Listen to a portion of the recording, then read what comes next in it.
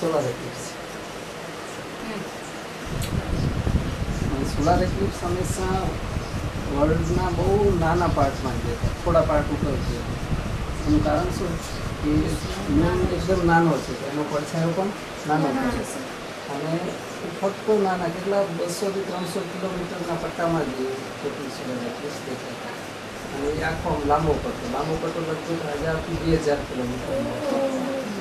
પણ આમ પહોળો કેટલો વિડ્થ છે એ ખાલી 200 કિલોમીટર, અરાઉન્ડ 200 કિલોમીટર.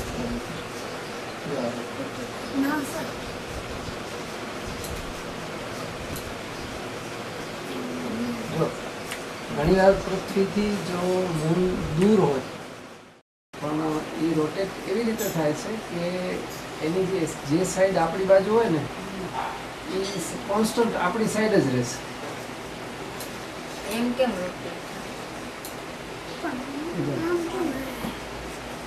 આ પેલી એક્સિસમાં થાય. જો હા તપનભાઈ, આજે તમે મીટિંગ રાખી હતી ગોલ્ડન સ્ટાર એસ્ટ્રોનોમી ક્લબ તરફથી, તો આજે મીટિંગમાં તમે શું ચર્ચા કરી અને આ ગ્રહણ દરમિયાન તમે શું કરવાના છો? મીટિંગમાં અમે ઘણી ચર્ચાઓ કરી. કમ્પ્યુટર ઉપર ઘણું અમે ગ્રહણ વિશે જાણ્યું, જોયું, એને કેવી રીતે જોવું, કયા સાધનો જોઈએ એને જોવા, અને ગ્રહણ કેવું થવાનું છે, ક્યાં થઈ ગયું છે, અમે ઘણું એવું ડિસ્કસ કર્યું. અને અમે જોવાની ઘણી તૈયારીઓ રાખી છે જો વાદળ ન હોય તો. એક્લિપ્સ જોવાનું નક્કી કર્યું છે સવારે વહેલા ઉઠીને. મારું નામ યશી કોઠારી છે અને આજે મારો પહેલો દિવસ હું આવી છું અને મને બહુ મજા આવી અહીંયા. અને હજી મને એમ થાય છે કે આમાં મને પાર્ટ લેવો ખપે. મારું નામ કૃપા ગણાત્રા છે. હું અહીંયા પહેલી વખત આવી છું અને મને અહીંયા બહુ ગમે છે. હવે હું મારા ફ્રેન્ડ્સને પણ કહીશ કે અહીંયા આવે, કંઈક બધું જ્ઞાન મળે, સૂર્યગ્રહણ, ચંદ્રગ્રહણ બધા વિશે, અને મજા આવી મને. અને અગલામાં હું પાર્ટિસિપેટ પણ કરીશ. Very good. મારું નામ અદિતિ ઠક્કર છે અને હું અહીંયા બીજી વાર આવી છું અને ઓ વખતે મને બહુ મજા આવી હતી. આ વખતે પણ અમે ઘણું શીખ્યું અને હવે કરવાનું એટલે વધારે ઇન્ટરેસ્ટ લેશું આનામાં કરવામાં. એટલે ગ્રહણથી લોકો બીએ છે, ખબર છે? હા. ખરેખર એનાથી બીવા જેવું છે ખરું?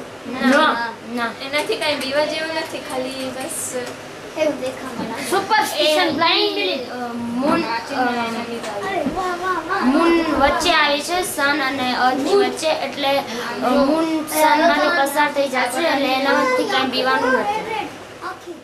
તો પહેલાના લોકો માનતા હતા પણ આ સાચી વાત નથી, તો ખાલી એક માન્યતા છે.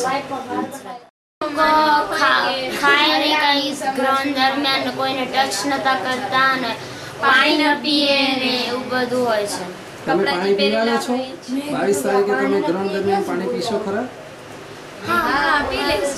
અચ્છા, એમાંથી બીક નહીં લાગે ને? ના, એનામાં શું પીવાનું.